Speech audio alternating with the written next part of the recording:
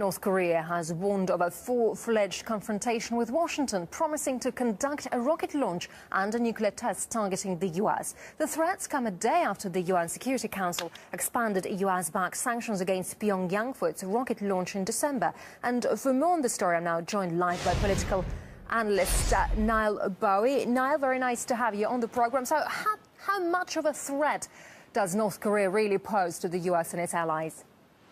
I don't believe it possesses very much of a threat to the United States. Many military analysts have commented on the obsolete nature of most of North Korea's military hardware. Most of it is based on old Soviet designs. And although their long-range missile technology has improved in recent years, I don't think that they have the capability to directly attack the United States from where they are. I think really the danger is much greater for the people in South Korea. And I think we have to do our best in this situation to look at the world through North Korea's eyes. You know, during the Korean War, the United States killed about 4 million people and completely flattened North Korea. And if we look at the resolution that was passed yesterday, for example, I think they perceive this to be a message from the international community saying that you do not have the right to defend yourself. So I think this is part of the reason why they behave so belligerently. And as we see, and as you say, UN resolutions have resulted only in provoking North Korea to fight back. So why is the US keeping pressing for more measures then? Aren't they just pushing Pyongyang into a corner?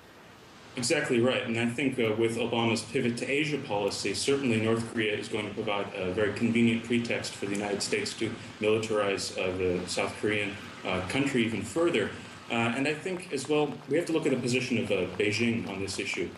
We know that the leadership transition, Xi Jinping is coming into power shortly, and I think that that government wants nothing but stability on the Korean Peninsula. They don't want a refugee crisis on their borders or a military conflict, for that matter, on their borders. So I think if we look at the incoming Politburo Standing Committee, many of the people who are going to be in the Chinese government have had direct experience studying in North Korea, so one would hope that the incoming administration in Beijing will be able to convince the North Koreans to behave in a more coherent way.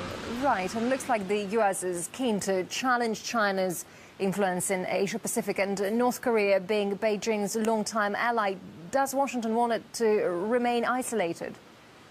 Yes, I certainly think so, and we see that with basically 60 years of economic sanctions which have done nothing for the country. You know, I was in Pyongyang last month, and I saw a propaganda banner that really stuck out to me, and it said, "We will live in our own way." So they're a completely defiant country, and they will oppose any country or international institution that will basically prevent them from perpetuating the system that currently exists. Could the latest war words actually result in an actual incident, like violence, for example?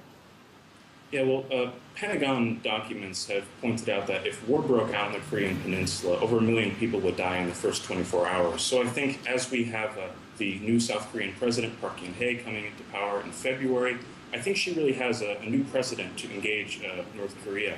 And the situation is pretty complicated because the North Korean government attempted to assassinate her father, Park Geun-hye, and actually did assassinate her mother when she was a child. So there's a lot of bad blood between the North Korean ruling family and the incoming South Korean president. But one would hope that she has a little bit of a sense and rationalism to abandon the hardline policies of Lee Myung-bak that we've seen in the past 5 years and to reintroduce the sunshine policy. Because I think ultimately, at the end of the day, if North Korea and South Korea normalize relations and begin to have a little bit of an economic exchange, inevitably North Korea will become a more coherent actor. So we can only hope that that is the direction that she will take.